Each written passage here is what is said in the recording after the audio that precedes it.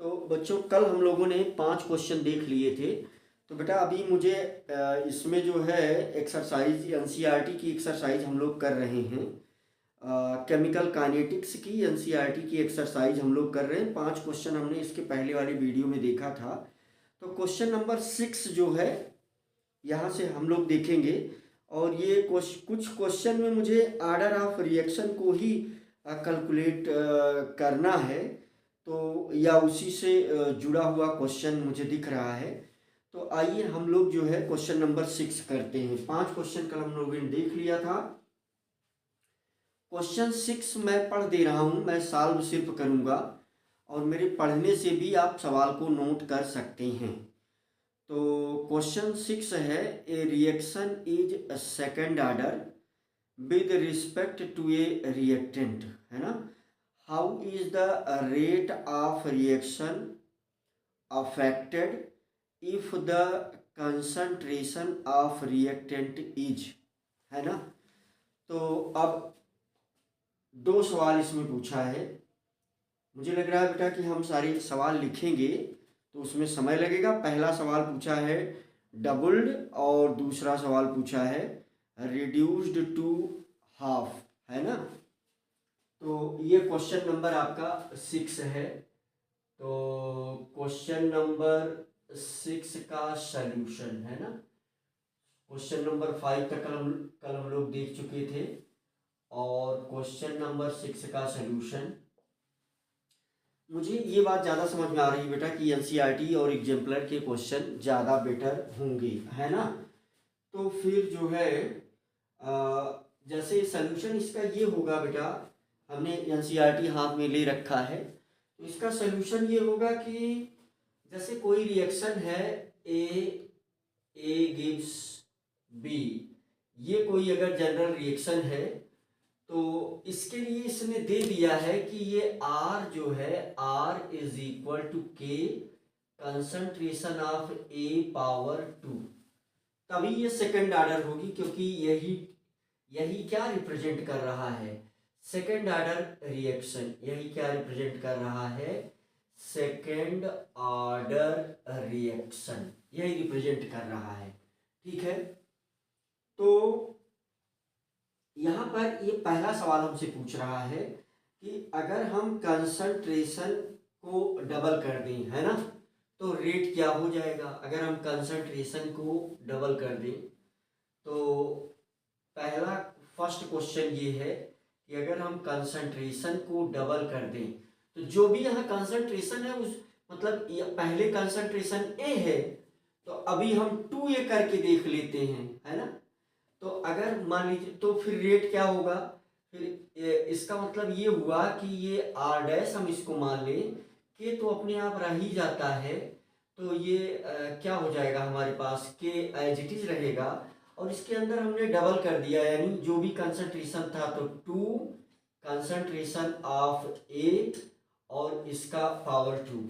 तो आपको पता है कि ये आपको मिल जाएगा कितना,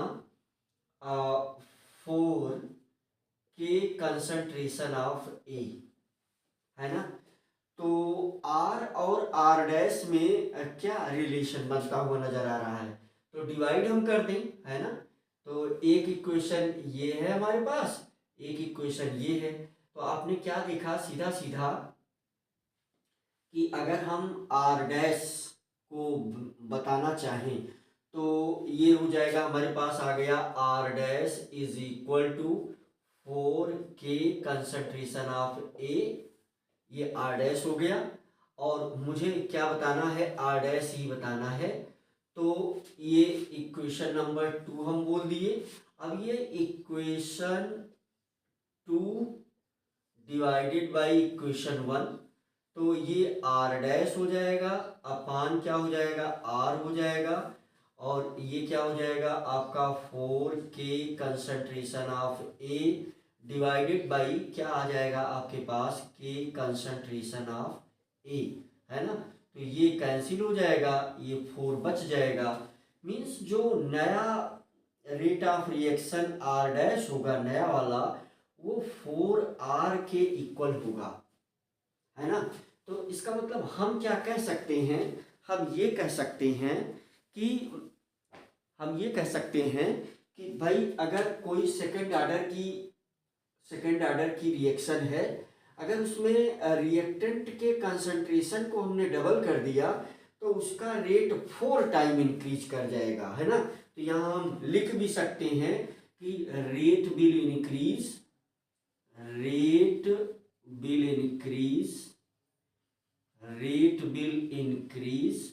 4 टाइम, है ना, 4 टाइम्स, तो 4 गुना बढ़ जाएगा। अब दूसरे सवाल में ये हमसे कह रहे हैं बच्चों, प्रैक्टिकल हो करके, ये मैं देख रहा हूँ बहुत सारे यूट्यूब चैनल पर भी और भी बहुत सारी जगहों में, कि बच्चे गुणा भाग नहीं करते हैं और गुणा भाग करने में वो शिथिल पड़ जाते हैं, है ना। तो थोड़ा सा जो है वो स्लो पड़ जाते हैं। तो वो उसके लिए बेटा एक अलग से स्किल हम सबको डेवलप करनी पड़ती है। तो क्योंकि आप जानते हैं कि कोई साइड वाला इंस्ट्रूमेंट हमें एग्ज़ाम में तो नहीं मिलेगा, इसलिए हम गुणा भाग करें, और मैं भी कर रहा हूं, जिसमें गलती होने के चांसेस 100% रहते हैं। आप कह सकते हैं कि गलती होने का जो चांस है उसको कम तभी किया जा सकता है जब हम बार बार गुणा भाग करें। तो हमसे भी हो सकता है कहीं मिस्टेक हो जाए, तो आप उसके लिए क्षमा करेंगे। वैसे जनरली नहीं होगा, बाई चांस की बात अलग है ना। मैं प्रैक्टिकली आपके सामने एनसीईआरटी के सवाल ले रहा हूं और उसको सॉल्व कर रहा हूं। दूसरा सवाल जो हमसे पूछा गया उसमें कह रहा है कि इसको हाफ कर दीजिए, यानी कि पहले कंसंट्रेशन क्या है, ए है, बाद में आप a/2 कर दीजिए, तो फिर से यहां से r डैश, तो जो r डैश हमें मिलने वाला है वो फिर k, और यहाँ बीच में क्या है आपके पास कंसंट्रेशन a/2 पावर 2, क्योंकि ये सेकंड ऑर्डर की है। तो यहाँ से हमें क्या मिल जाएगा, ये क्या मिलने वाला है, तो ये 1/4 बाहर आ जाएगा, 1/4 है ना, 1/4 इंटू के into concentration of A square, है ना, क्योंकि 1/2 का ये स्क्वायर बाहर आ जाएगा। तो आप सिंपली हम लोग इसको ऐसे भी लिख सकते हैं कि 4r स्क्वायर, 4r, या हम ऐसा कर दें, या ये r डैश जो है, तो इसको फिर हम इक्वेशन नंबर 3 मान लें, और अब हम इक्वेशन 3 और क्या कर दें, equation 1, equation 3 divided by equation 1, equation 3 divided by 1। तो ऐसा करने से आपको क्या मिल जाएगा, आपको मिल जाएगा इक्वेशन 1, तो ये हो जाएगा equation 3 r dash upon r is equal to क्या हो जाएगा, हमारे पास ऊपर हो जाएगा 1/4 के concentration of A square divided by क्या, डिवाइडेड बाई के कंसंट्रेशन ऑफ ए का क्या स्क्वायर। तो ये कैंसिल हो जाएगा फिर से, तो r dash upon r is equal to, ये क्या बच गया हमारे पास 1/4, तो r डैश क्या हो जाएगा 1/4 मल्टीप्लाइड r। तो हम बाद में क्या कहेंगे कि रेट, ये जो रेट है डिक्रीज कर जाएगा 1/4, है ना। तो रेट विल डिक्रीज 1/4 टाइम, है ना। तो पहले से रेट क्या हुआ, डिक्रीज कर गया। यहाँ बहुत छोटी बात, बहुत छोटा सवाल, आपको एनसीईआरटी का 6 नंबर एक्सरसाइज का सवाल है, इसलिए मैंने उसको पढ़ भी दिया। मोटे तौर पर अगर हम सवाल को समझा दें तो सवाल ये है सर, बहुत मोटे तौर की बात है। क्वेश्चन नंबर 6 ये है कि ये कोई एक रिएक्शन दी गई है, ये बता दिया गया है सेकंड ऑर्डर है।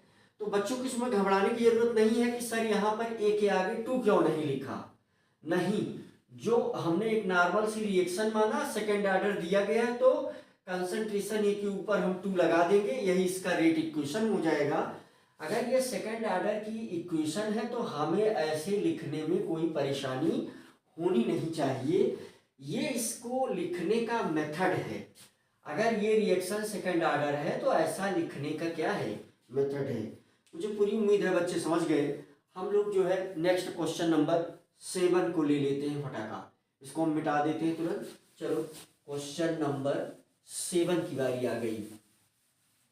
तो क्वेश्चन नंबर जो है 7, तो 7 क्वेश्चन में हमसे क्या वो चाह रहा है, 7 नंबर के क्वेश्चन में हमसे चाह रहा है बेटा, क्वेश्चन किया उसने कि what is the effect of temperature on the rate constant of reaction, how can this effect of temperature on rate constant be represented quantitatively, है ना। What is the effect of temperature on the rate constant of A reaction. देखिए हालांकि हम इसको जो है पहले पढ़ा चुके हैं, क्वेश्चन नंबर 7 का सलूशन। तो ये हमसे क्वांटिटेटिवली पूछ रहा है, तो एग्जैक्ट हम इसमें रेट काफिशिएंट की चर्चा नहीं करेंगे। तो उससे बेहतरीन ऑप्शन हमारे पास क्या अवेलेबल है, आर्हीनियस इक्वेशन। तो हम फटाका जो है क्या करेंगे, इसके आंसर को लिख देंगे। तो बहुत सिंपल सी बात है कि ये हमसे सवाल ये कर रहा है कि टेम्परेचर रेट कांस्टेंट को कैसे इन्फ्लुएंस करता है, और टेम्परेचर और रेट कांस्टेंट का क्या कोई क्वांटिटेटिव रिलेशन आपके पास है, अगर है तो आप दीजिए, है ना। तो बहुत सीधी सी बात है कि इस यू कैन से क्वेश्चन का आंसर हम 2 पॉइंट में लिख देंगे। पहली चीज तो हम ये कहेंगे कि अगर टेम्परेचर बढ़ेगा, इंक्रीज करेगा, तो फिर रेट कांस्टेंट भी क्या करेगा, इंक्रीज करेगा। पहला पॉइंट तो ये हो गया। दूसरे पॉइंट में आर्हीनियस इक्वेशन आपके पास है, तो उसका जो क्वांटिटेटिव रिलेशनशिप है, तो यहाँ से हम दे सकते हैं कि log बेस 10 के, है ना, log बेस 10 के इज इक्वल टू हमारे पास क्या आ जाएगा, log बेस 10 a, है ना, log base 10 a minus EA upon 2.303 RT, है ना। तो यहां से हमें क्या दिख रहा है, यहां से हमें साफ साफ दिख रहा है कि T अगर इंक्रीज करेगा, अब बहुत छोटी बात ये मैं उसमें समझाया भी हूं, फिर से बता दे रहा हूं, क्वेश्चन नंबर 7 का कंप्लीट सोल्यूशन यही है। अगर 2 पॉइंट आपने लिख दिया तो यहां से T जो है कहाँ है, डिनोमिनेटर में है। तो अगर यहाँ ये बढ़ेगा तो ये टोटल वैल्यू क्या हो जाएगी, कम हो जाएगी। अगर ये यहाँ बढ़ेगा तो इस फ्रैक्शन की टोटल वैल्यू कम हो जाएगी। तो जब कम वैल्यू हमको इसमें से सब्ट्रैक्ट करना होगा तो ये अपने आप बढ़ जाएगा, है ना। तो ये जो है क्वेश्चन नंबर 7 था। अब क्वेश्चन नंबर 8 हम लेते हैं।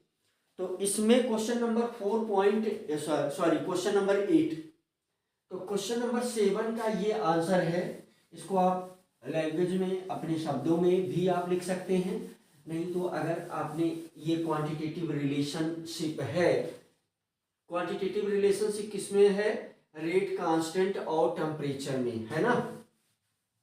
नीचे हम लिख सकते हैं कि Arrhenius equation established the quantitative relationship between K and T, है ना। ये साफ साफ आपको दिख रहा है।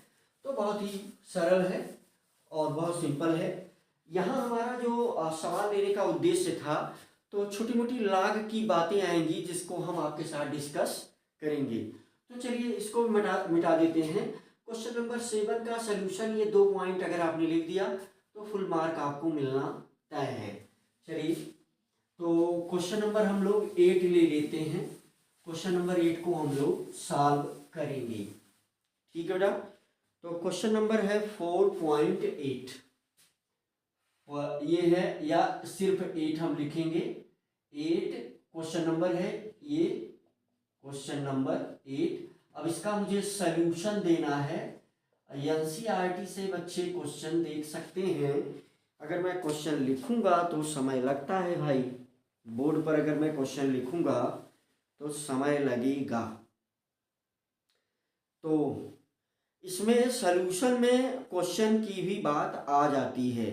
तो तो पहली चीज तो हमें ये दे रहे हैं कि स्यूडो फर्स्ट ऑर्डर हाइड्रोलिसिस है ना, pseudo first order hydrolysis of ester in water, the following results were obtained, है ना। तो एक तो ये पहली चीज हमको इन्होंने दे दिया कि ये जो रिएक्शन, एक रिएक्शन है हमारे पास क्या है, कोई एक रिएक्शन है।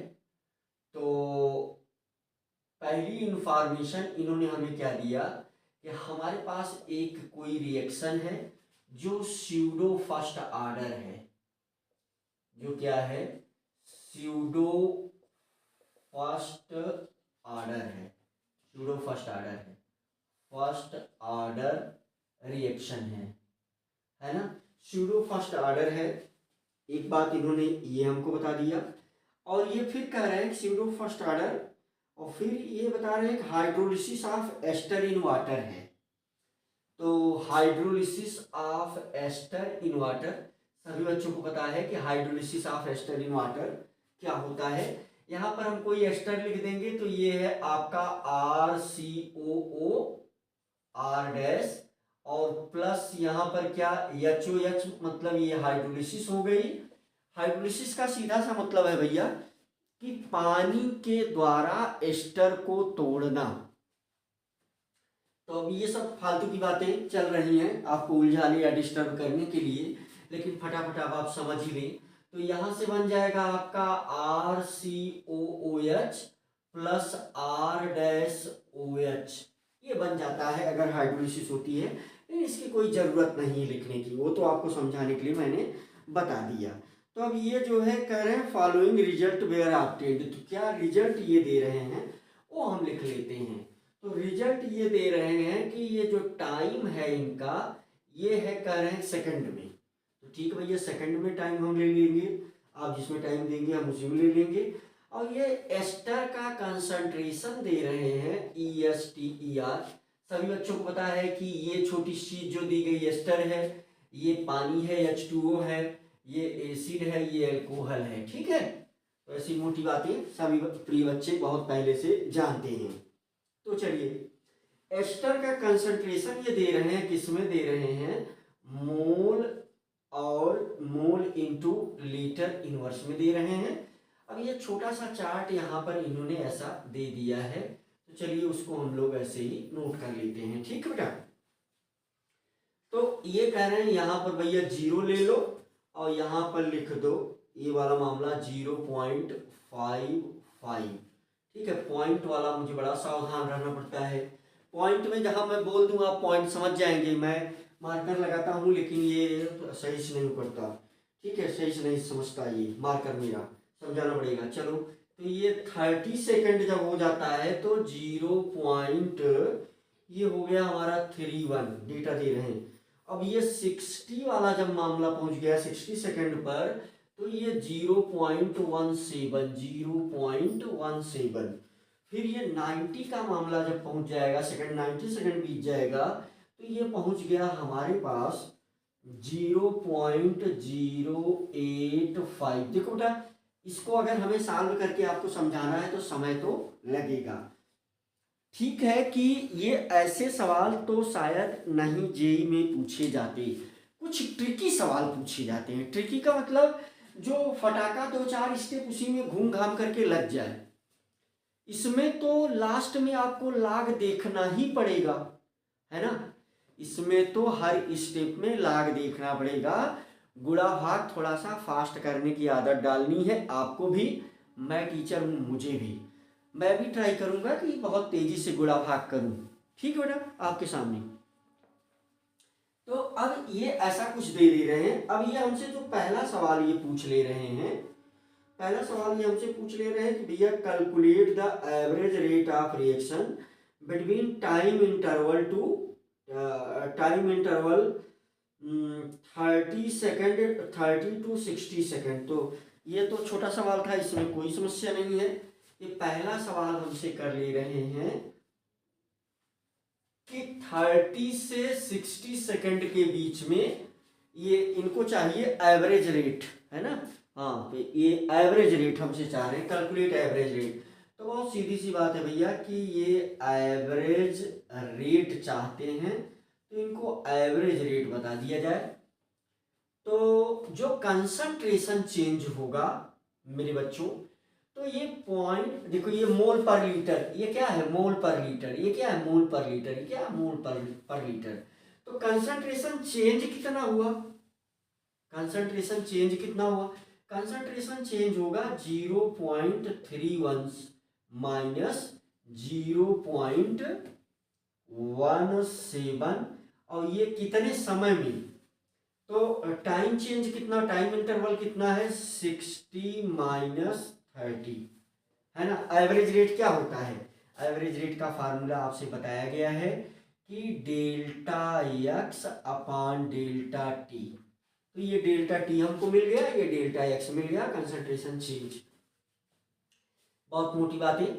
इसको अगर हम सब्ट्रैक्ट कर दें फटाका, तो ये हो जाएगा हमारे पास, घट जाएगा, तो 11 से 7 निकल जाएगा, तो ये आ जाएगा हमारे पास 4, और ये आ जाएगा 1, यहाँ हम 0 लगा करके एक पॉइंट लगा देंगे, और ये अपान 30, है ना। तो बहुत ही मोटी बात है। अगर हम इसे ऐसे पावर ओवर में लिखना चाहें, तो देखिए हम इसको क्या लिख सकते हैं, हम इसको लिख सकते हैं 14 into 10 to the power 140 into 10 to the power -3 upon 30, है ना। बहुत मोटी मोटी बात। तो ये यहाँ से इसको हम ऐसे पावर ओवर फटाका आप करना सीखें और करें, पावर में ही लिखना बेटर होता है। तो तुरंत हम यहाँ से 1 0 कैंसिल कर देंगे, 3 1 जा और 3 4 जा, है ना 4, तो फिर 2 बच जाएगा, फिर ये जो है 6 6 पहुंचेगा, तो ये आ गया आपका 4.66 इंटू 10 टू द पावर -3। अब ये रेट की वही यूनिट लग जाएगी, तो ये हो गया हमारा mole into litre inverse into second inverse, क्योंकि ये मामला सेकेंड का है, तो हम यहाँ साफ साफ बिना सोच विचार किए सेकेंड इनवर्स ले लें। पहला सवाल तो इनका हो गया भैया। लेकिन दूसरे सवाल में हमसे कैलकुलेशन करवाएंगे और लाग वगैरह काफी दिखवाएंगे।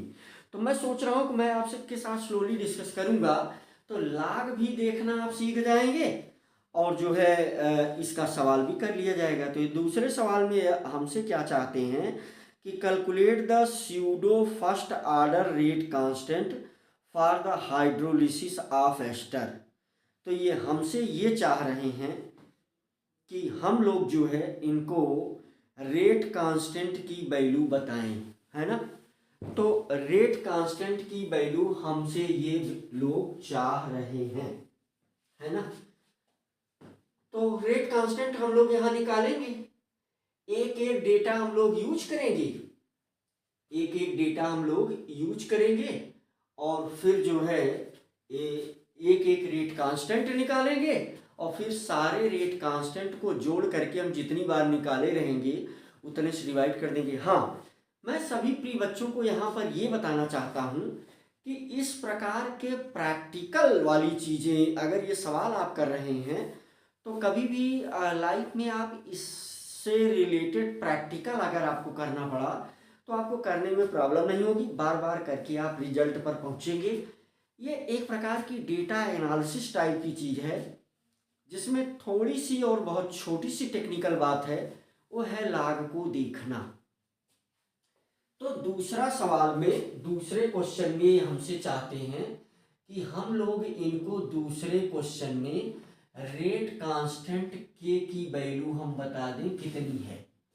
तो हमारे पास स्यूडो फर्स्ट ऑर्डर, यानी अगर फर्स्ट ऑर्डर रिएक्शन है, तो फर्स्ट ऑर्डर रिएक्शन के लिए जो रेट कांस्टेंट की वैल्यू आती है, तो वो आती है 2.303 अपान टी, फिर log बेस 10, है ना, 2.303 upon t, log base 10 a upon a minus x, है ना। तो a upon a minus x, है ना। तो ये फार्मूला जो है, ये फार्मूला आपके पास इसको, इस क्वेश्चन को सॉल्व करने के लिए है भैया, है ना। तो हम लोग इसी फार्मूले को यूज करेंगे। तो ये फर्स्ट ऑर्डर के लिए कैलकुलेट करने का क्या है, रेट कांस्टेंट को कैलकुलेट करने का एक तरीका है। तो हम लोग इसको यूज करेंगे, है ना। तो पहले हम लोग जो है ए निकालेंगे, फिर ए माइनस एक्स निकालेंगे, है ना। तो हमारे पास जो है ये चीज़ें, अगर आप इस डेटा को देख रहे हैं तो बहुत साफ साफ आपके सामने डेटा प्रेजेंट है। तो हम पहले एक एक डेटा यूज करें, है ना। तो पहले जो, जब हम फर्स्ट डेटा यूज करेंगे क्वेश्चन में, तो फिर हमारे पास टाइम क्या, ड्यूरेशन क्या जा रहा है, यहाँ से यहाँ तक पहुँचने में समय तो 30 सेकंड जा रहा है। तो टाइम जो है पहले क्या हो गया, हम K1 K2 करके निकाल लेंगे। तो टाइम जो है यहाँ पर कहाँ पहुँच रहा है, 30 सेकंड, और ये A है और ये बचा हुआ है तो ये A माइनस एक्स है। तो इसका मतलब कि हम इस फार्मूले को यूज करें तो पहले हम निकालें K1। ऐसा प्रैक्टिकल में भी होता है कि जब हम कोई प्रैक्टिकल करते हैं तो कोई एक रीडिंग कई बार लेते हैं, और रीडिंग जब हम कई बार लेते हैं तो फिर उसको जोड़ करके उसका मीन निकाल लेते हैं। तो उससे क्या हो जाता है, उससे वो जो आंसर है वो यू कैन से कि वो एक डेफिनेट आंसर आ जाता है, मीन्स ज़्यादा सही आंसर आ जाता है। और ये जो है प्रैक्टिकल में इस प्रकार की चीज़ों की ज़रूरत आपको ज़्यादा पड़ेगी। तो हालांकि अब इस टाइप का क्वेश्चन जल्दी से तो ये नहीं पूछेगा, क्योंकि अब इसमें एनालिसिस है, आइए करके देखते हैं। लेकिन फिर भी अगर पूछ लेता है कभी, तो हम क्या ट्रिक अपना सकते हैं, क्या कोशिश कर सकते हैं। तो मोटे मोटे तौर पर मैं कोशिश करता हूँ आपको इसे समझाने की। तो पहले जैसे K1 हम निकालेंगे तो ये हमारे पास आ जाएगा 2.303 अपान टी की जगह पर कितना समय लगा यहाँ से यहाँ तक पहुँचने में, 30 सेकेंड, और ये है हमारे पास log बेस 10, और ए हमारे पास है 0.55 और डिवाइडेड बाई क्या हमारे पास आ जाएगा 0.55 डिवाइडेड बाई 0.31 है ना। तो अब यहाँ पर हमारे पास लाग को सॉल्व करने का कोई रास्ता बच नहीं रहा है, और बार बार देखिए तो बार बार जो ये डिवाइडेशन है वो हमें करना ही पड़ेगा। तो छोटा छोटा डिवाइडेशन, इसके अगल बगल छोटे मोटे गुणा भाग जो है वो हम करते चलते हैं। तो यहाँ से जैसे अगर आप इसको डिवाइड करेंगे, है ना, वैसे तो एक तरीका मेरे पास ये है कि मैं K1 K2 K3, है ना, ये चीज़ निकाल दूं, और K1 K2 K3 सभी की वैल्यूज को जो है ऐड करके 3 से आप डिवाइड कर दें तो ये आपका आ जाएगा बहुत आराम से। दूसरा तरीका है कि मैं आपके साथ यहाँ गुणा भाग करूँ प्रैक्टिकली। तो चलिए हम लोग करते हैं। जैसे अगर हम इसको इसमें डिवाइड करें, सपोज करिए इसको इसमें डिवाइड करें तो ये हमारे पास आ जाएगा, केवल 2 डिजिट तक निकालना है, तो 0.55 डिवाइडेड बाई कितना 31। तो ये पॉइंट वाला मामला यहीं से खत्म हो जाएगा। तो ये 1 जा हो गया, तो ये 31, 55 से अगर ये निकल गया तो यहाँ पर आ जाएगा 4 और यहाँ पर आ जाएगा 1, तो ये आ जाएगा आपके पास 0। तो ये नियर अबाउट कितना, यहाँ से ये 4 आ गया, सॉरी यहाँ से कितना आ जाएगा, ये 2 आ जाएगा, तो 240 बना, और ये नियर अबाउट 7 के आसपास पॉइंट लग करके 7 के आसपास पहुँच रहा है। और अगर हम इसको डिवाइड कर दें, है ना, तो ये हमारे पास क्या आ जाएगा, ये डेसिमल लग जाएगा, तो ये 23 में पहुँच जाएगा। और फिर भी जो है हमारे पास ये नहीं, जैसे हम अगर इसको डिवाइड करें, यहाँ पर डेसिमल लगा हुआ है, डेसिमल लगाने में हमें बहुत सावधानी रखना पड़ता है क्योंकि डेसिमल बच्चों को कैमरे में दिखता नहीं।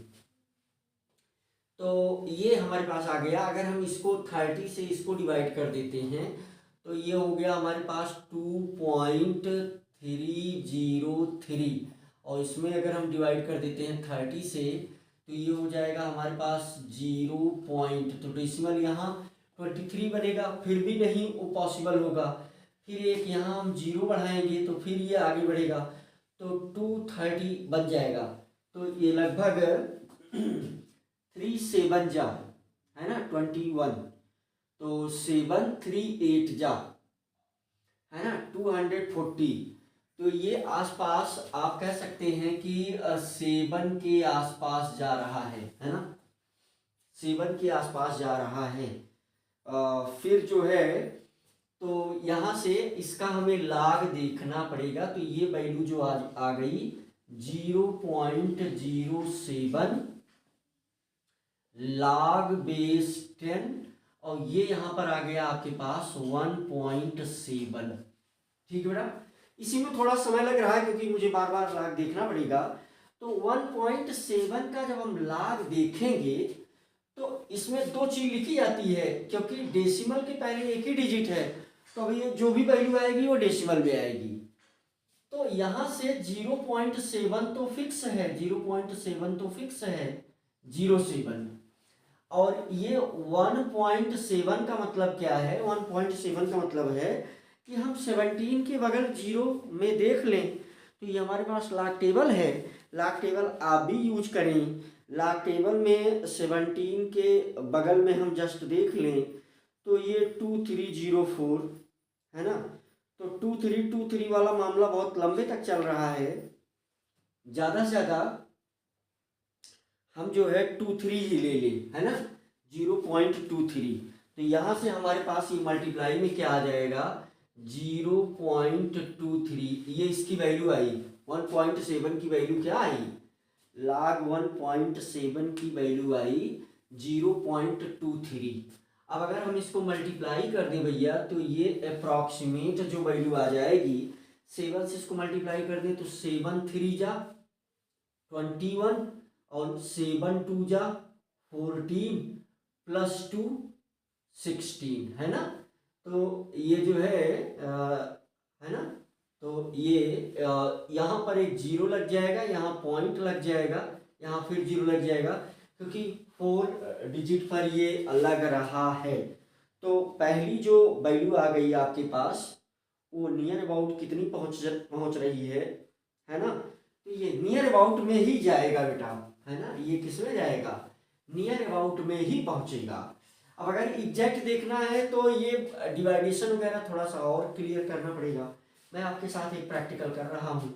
अगर K2 की वैल्यू यानी यहाँ से K1 K2 सब जोड़ेंगे तो डेटा बाद में हम यूज करेंगे। तो ये तो हमारे पास रहेगा 2.303 अपान 30, और ये जो है हो जाएगा हमारे पास log बेस 10।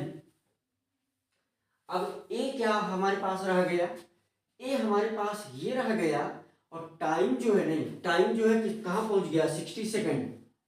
टाइम जो है क्या कहाँ पहुंच गया 60 सेकेंड पर पहुंच गया। और कैलकुलेटर को आप यूज ना करें बेटर होगा। और ये टाइम 60 सेकेंड पहुंच गया और ए माइनस एक्स तो ये इस पर पहुंच गया, है ना। तो ये हमारे पास क्या आ जाएगा सेकेंड, ये 60 पर पहुंच गया तो ये यहाँ से 31 और 17, है ना। तो ये ए की वैल्यू हमारे पास क्या आ गई 0.31 अपान ये 0.17, है ना, 0 पॉइंट। तो यहाँ से छोटा सा डिवाइडेशन हम फिर तुरंत कर लेते हैं। तो ये अगर हम 60 से डिवाइड करते हैं तो हम यहीं देख लें, ये लगभग इसका हाफ आ जाएगा 0.035।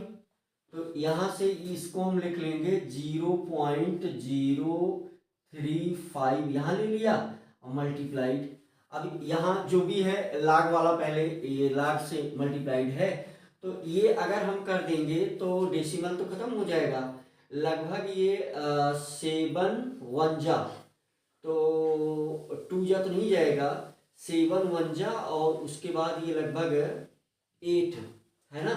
तो ये 31 में अगर हम 17 से डिवाइड करें तो 1 जा 17, यहाँ पर 4 आ जाएगा। और ये जो है आपका 2 बचेगा, एक यहाँ आ जाएगा, एक 0। तो ये नियर अबाउट 8 के आसपास 1.8। तो हम यहाँ पर ये लगभग log-10 ये 1.8। तो इसके लिए हमें क्या करना होगा, 0.18 है ना, यहाँ 0.17 था, यहाँ पॉइंट देखिए 18 आ गया। तो फटाका 18 के बगल में डेसिमल लगा करके लिखना है। मैं एक बार इस पर फिर से, यहाँ देखिए आपके सामने मैं लाग देख रहा हूँ। तो ये 18 के बगल 25 जो लंबे से चल रहा है। चलिए इसको 0.26 ले लेते हैं, मान लेते हैं कि वो 2 के नीचे है ना। अगर मैं अभी ये लगभग 8 टाइम अगर ले जाता, तो चलिए ये मैं 0.26 के आसपास पहुंचा दे रहा हूं, है ना। सभी बच्चे 18 के रिस्पेक्ट में 0.2 पर देखेंगे तो 0.26 आ रहा है। तो ये हमारे पास आ जाएगा क्या, 0.03 मल्टीप्लाइड, ये आ गया हमारे पास 0.26। ठीक है। तो इसको अगर हम मल्टीप्लाई कर देते हैं 3 से, तो ये हमारे पास आ जाएगा 3 6 जा 18, 3 2 जा 6 प्लस 1 7। तो कितने पॉइंट पर डेसिमल, 4 पर, क्योंकि 2 + 2 है ना। तो ये कितना हुआ, ये 35 बनता है ना, क्योंकि ये 0.7 था। तो ये नियर अबाउट हम यहाँ से 2 0 लगाने के बाद डेसिमल लगाएंगे और फिर क्या लगाएंगे, हम 0 लगाएंगे। तो ये कुछ आसपास ऐसा आएगा। अब ये नियर अबाउट में ही, फिर भी हम नियर अबाउट में लाख का यूज कर रहे हैं, क्योंकि और कैलकुलेशन करेंगे तो और टाइम लगेगा, है ना। तो K3 में हम कहाँ पहुंच जाएंगे, 90 सेकंड पर पहुंच जाएंगे। तो ये K3 का जो मामला आएगा, तो ये K3 near about equal to ये 2.303 अपान क्या टाइम हो जाएगा, 90 सेकंड टाइम हो जाएगा। और ये log-10, अभी हमारे पास a क्या बचेगा, ये बचेगा, और a - x ये बचेगा। तो ये हमारे पास क्या आ जाएगा, 0.17 डिवाइडेड बाई 0.085 है ना। तो ये भी लगभग वही 18 के आसपास ही जाएगा, क्योंकि हाँ 2 जा चला जाएगा, सीधा 2 जा चला जाएगा। अगर हम डेसिमल की बात करें, यहाँ से अगर हम इसको करें, तो ये हमारे पास क्या हो जाएगा, 2.303, बस 1 या 2 डिजिट तक 303। अगर हम इसको 90 से डिवाइड करें यहीं बगल में आपके साथ, तो ये आपके पास क्या हो जाएगा, यहाँ 0 लगाएंगे, पॉइंट लगाएंगे, फिर ये यहाँ खिसक गया, यहाँ खिसक गया, 230 बन गया। तो 9 2 जा है ना, 9 2 जा, तो 2 जा ले जाने पर 180 आ जाएगा। और 230 से हम सब्ट्रैक्ट करेंगे तो ये आ जाएगा 0, ये 13 से तो ये 5, और फिर ये कितना बन जाएगा हमारे पास 3। तो ज़्यादा से ज़्यादा ये कितना, 9 4 जा 5 जा 5 जा। ठीक है, हम 0.025 ले लेते हैं यहाँ। तो यहाँ पर आ गया हमारे पास 0.025।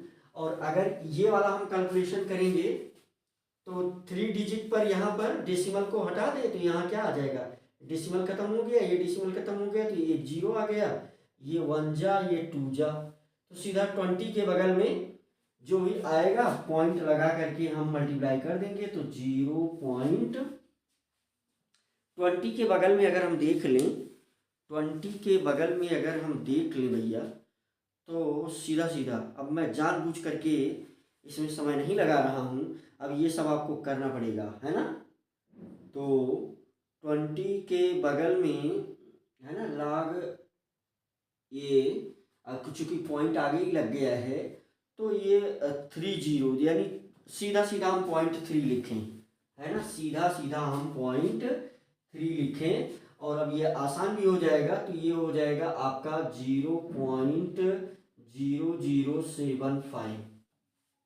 तो K1 K2 K3 को आप यहाँ ऐड कर दें, देख लें आप ये अप्रोक्सीमेट। तो तो यहाँ से K क्या मिल जाएगा, तो K is equal to K1 plus K2 plus K3 divided by 3। तो सीधा सीधा हम लोग पहली वैल्यू हमको क्या मिली हुई है 0.0161। तो यहाँ ये मिला हुआ है K1 0.0161 पहली वैल्यू हमारी जो कैलकुलेशन आपके साथ आई है, प्लस दूसरी वैल्यू हमको मिली हुई है 0.0078 0.0078। तीसरी वैल्यू हमको मिली हुई है 0.0075। तो तीसरी वैल्यू हमको मिल गई है 0.0075। तो इससे आप ऐड करें 8 प्लस 1 9 प्लस 5 14 टू 4 कैरी 1, ये यहाँ से हो जाएगा 7 3 जा 21 टू 1 कैरी 2 एंड 2 प्लस 1 3 है ना। तो ये आ गया हमारे पास 3 और ये यहाँ से आ गया 0 और ये यहाँ से हमारे पास डेसिमल और ये यहाँ पर हमारे पास 0 है ना। तो ये आ गया हमारे पास 0.03 है ना 314 डिवाइडेड बाई 3। तो इससे क्या हमें मिल जाएगा 0.031 3 और फिर क्या हो जाएगा हमारे पास 3 ये तो सही है 2 प्लस 1 3 ये 21 ठीक है। 3 कैंसिल हो जाएगा, एक में डिवाइड हो नहीं पाएगा, यहाँ हम लगाएंगे क्या 0, फिर ये 14 बनेगा तो 3 4 जा। तो K की वैल्यू अगर हम 2 पॉइंट पर, तो ये नियर अबाउट कितना पहुंच रहा है 1.04 मल्टीप्लाई 10 टू द पावर -2 है ना। फर्स्ट ऑर्डर है तो K की यूनिट। अब जो बेटे इसमें जो है, इसमें अगर हम ये कैलकुलेशन में और समय दें, लाग को हम और मीन्स लाग को और एक्यूरेट देखना पड़ेगा, तो ये वैल्यू थोड़ा सा और नज़दीक पहुंचेगी है ना। तो मैंने आपके सामने ये करके दिखाया, मुझे समय भी थोड़ा सा बचाना है। आप थोड़ा सा इस कैलकुलेशन को एक दो डिजिट और बढ़ाएंगे तो ये वैल्यू आंसर के और करीब पहुंचेगी, ये लगभग आंसर के आसपास पहुंच रही है ना। तो मुझे उम्मीद है कि ये सब चीज़ें देख करके आप खुद करेंगे। यहाँ लाग वाली बात मुझे लगता है कि सभी बच्चों को क्लियर ही होगी। तो यहाँ जो कुछ भी आता है, जैसे मान लीजिए यहाँ 0.18 आया, तो एक ये डिजिट है, एक में से लाग वाली हमने जो है लाग का एक वीडियो बनाया है तो ऑलरेडी है, तो वहाँ से आप देख भी सकते हैं। कुछ सवाल इसमें ट्रिकी भी होते हैं जिसमें लाग की आवश्यकता नहीं पड़ेगी, वो आपस में कट पिट जाते हैं और जो है फटाका आंसर आ जाता है। तो चलिए इसको मिटा करके, ये क्वेश्चन नंबर 8 था। 9 और 10 में क्वेश्चन में कुछ ऐसे ही होगा कि वो कट पिट जाएंगे है ना। ये आंसर और नज़दीक पहुंचेगा अगर ये गुणा भाग थोड़ा सा और बड़ा किया जाए तो। ठीक है बेटा, तो ये 8वां सवाल मैंने आपके सामने किया, आप इसे देख लें। मुझे लग रहा है अब मुझे मिटा देना पड़ेगा इसे, तो चलो मैंने मिटा दिया। अब हम क्वेश्चन नंबर 9 का सलूशन, क्वेश्चन नंबर 9 भी कुछ इस प्रकार से, क्वेश्चन नंबर 9 देखते हैं कि उसमें क्या है। 9 10 क्वेश्चन को देखते हैं कि क्या पूछना चाहता है हमें। ये एनसीईआरटी एक्सरसाइज है, ठीक है बेटा। हम ट्राई करेंगे कि कुछ अच्छे सवाल को ही हम डील करें हम लोग। जैसे एक्सरसाइज का लास्ट सवाल हम अपने पिछले वीडियो में बता चुके हैं, तो वहाँ से आप देख सकते हैं एक्टिवेशन एनर्जी का सवाल था। अगला सवाल जो हमारे पास 9 नंबर आ गया तो वो छोटा मोटा सवाल है, मुझे लग रहा है आपसे आ जाएगा। तो ये सवाल है कि ये reaction is first order in A and second order in B, right.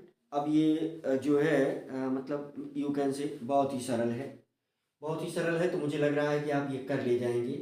How is the rate affected in increasing the concentration of B 3 time, पुराने जैसा how is the rate affected when concentration of both A and B are doubled, है ना। तो ये बहुत ही सरल, बहुत ही सीधा सवाल है, इसलिए हम 4.9 यहाँ लिखे हैं। 4.9 ये है आपका क्वेश्चन नंबर 9। तो कितना सरल सवाल। ए रिएक्शन इज, है ना, first order in A and second order in B. तो इसके लिए जो रेट लिख लिया जाएगा भैया, rate is equal to k concentration of A के ऊपर कोई पावर नहीं और बी के ऊपर पावर 2, क्योंकि बी में वो सेकंड ऑर्डर का है, ए में वो फर्स्ट ऑर्डर का है। तो ये कह रहा है कि right the differential rate equation, ये हमने लिख दिया। पहले सवाल का आंसर तो हमने दे दिया। अब ये कुछ ऐसा रिएक्शन रहा होगा कि ए प्लस बी गिव्स सी, है ना, ऐसा कुछ रिएक्शन रहा होगा जिसके लिए ये चीज दे दी गई। ठीक है भैया। अब जो है ये हमसे ये चाहते हैं दूसरे वाले सवाल में कि how is the rate affected on increasing the concentration of B 3 times, है ना।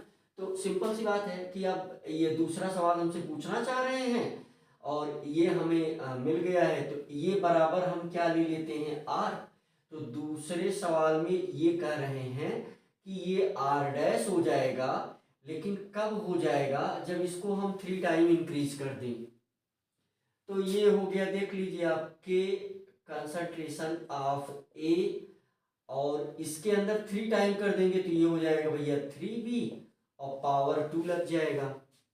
तो ये कुल मिला करके 9 आगे आ जाएगा, तो ये आर डैश हो जाएगा 9 k concentration of A into concentration of B square.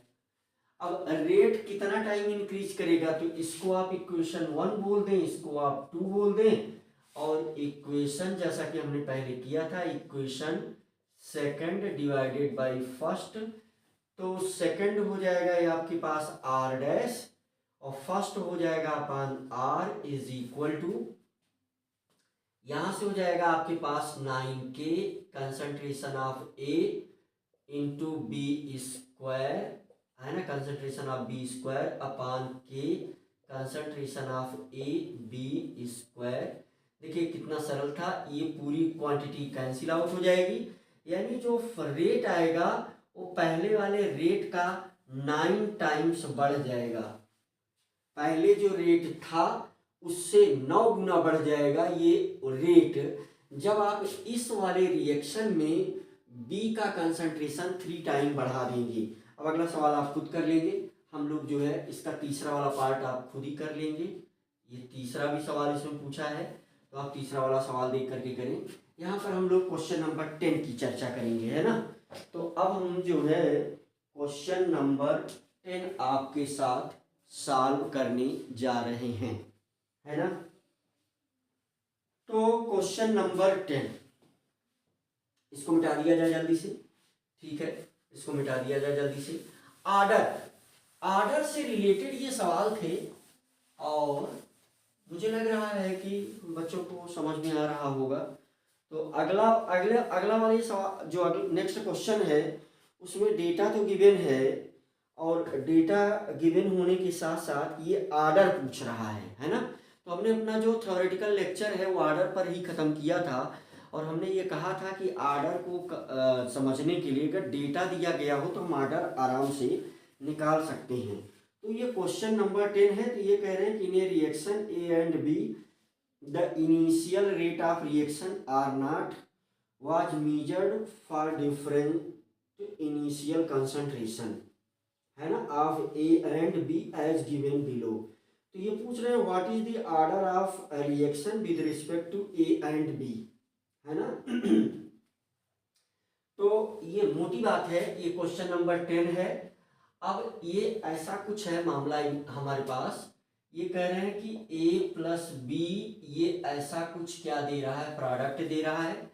तो हमें पहले से ही पता है कि ये रेट इज इक्वल टू क्या होता है, के कंसंट्रेशन ऑफ ए अब ये आर्डर नहीं दे रहे हैं तो हम मान लेते हैं कि ये n1 है इंटू बी का जो आर्डर है ये n2 है, यही हमको निकालना है ना।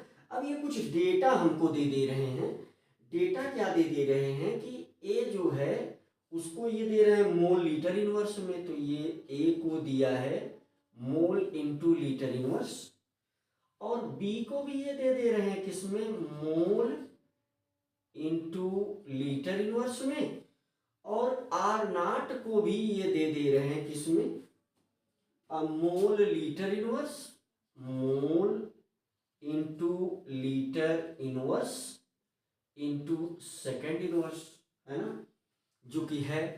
तो ये अगर 0.20 ये वाला है आपका दिया गया 0.30, ये वाला आपको दिया गया कि 5 है ना 5.07 इंटू 10⁻⁻⁵ ये दूसरा डेटा ये दे रहे हैं कि ये अभी भी 0.20 ही है, यह 0.20 ही है, और ये नीचे वाला है 0.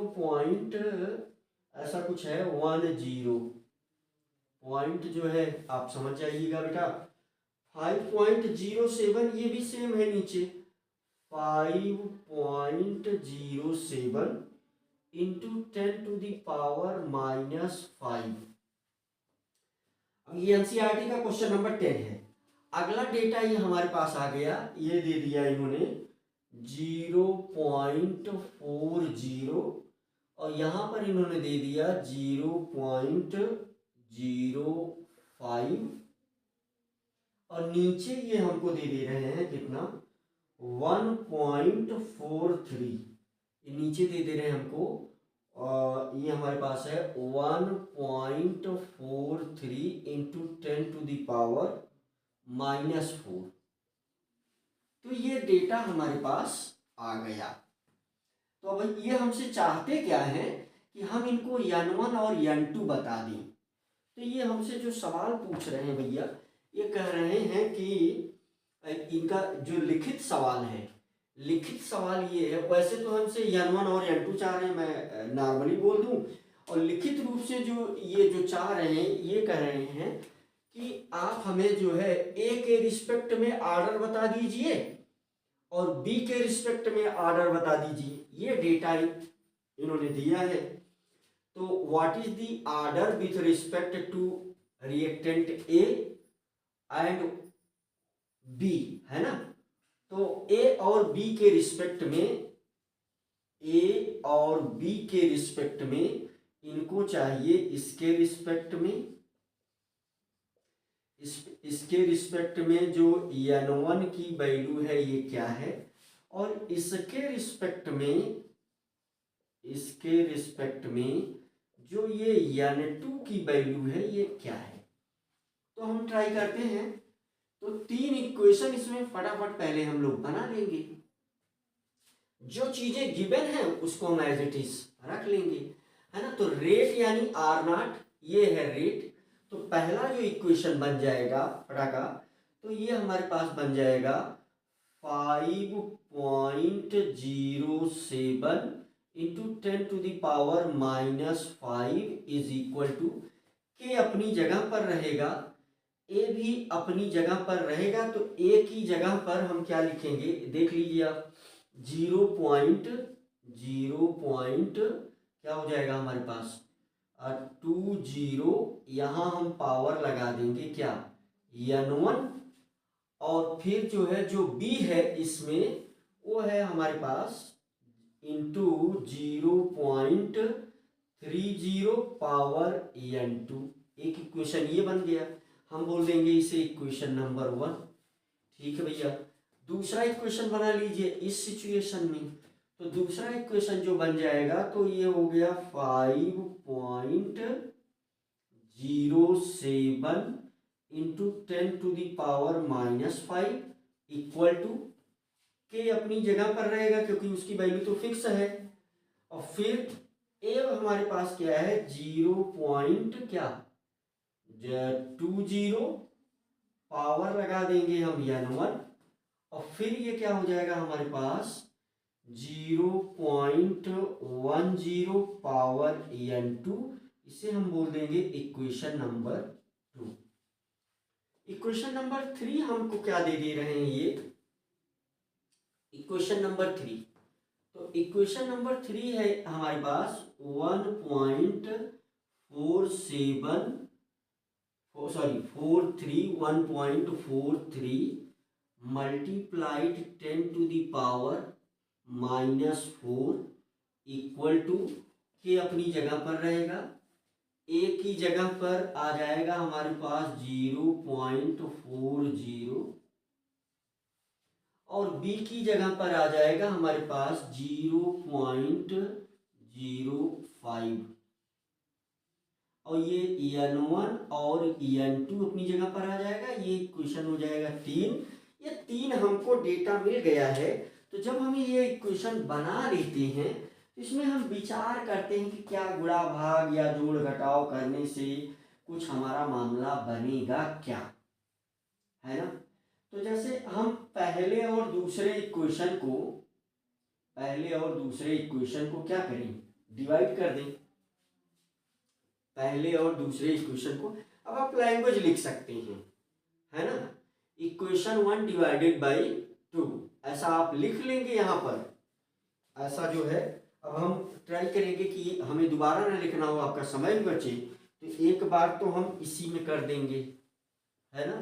तो यहाँ पर हम लिखेंगे इक्वेशन 1 को 2 से डिवाइड कर दें। तो चलिए 1 को हम लोग जो है क्या करते हैं 2 से डिवाइड कर देते हैं, है ना। तो 1 को 2 से डिवाइड करने से हम देखते हैं कि हमारे पास क्या वैल्यू आ जाती है ना। तो 1 को अगर हम 2 से डिवाइड कर देंगे इक्वेशन 1 डिवाइडेड बाई 2 तो हमारे पास क्या आ जाएगा, हमारे पास ये आ जाएगा, देख लीजिए आप, मैं थोड़ा मार्कर यहाँ बदल दे रहा हूँ।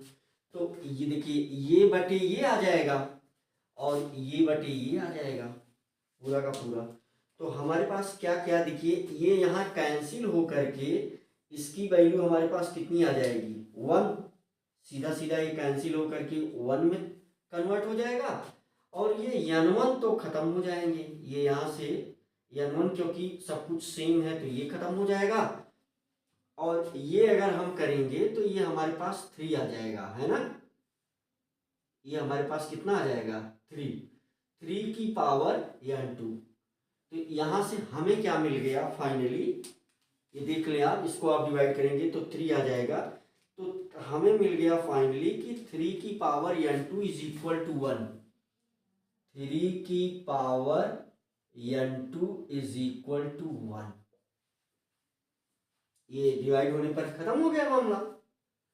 तो आपको एक बहुत सीधी सीधी बात पता है, यहाँ ये चीज हमें ये जो चीज हमको मिल रही है, चलिए मुझे नहीं लगता कि ये मिटा करके मुझे फिर से लिखने की जरूरत थी, लेकिन फिर भी equation 1 divided by 2 comma B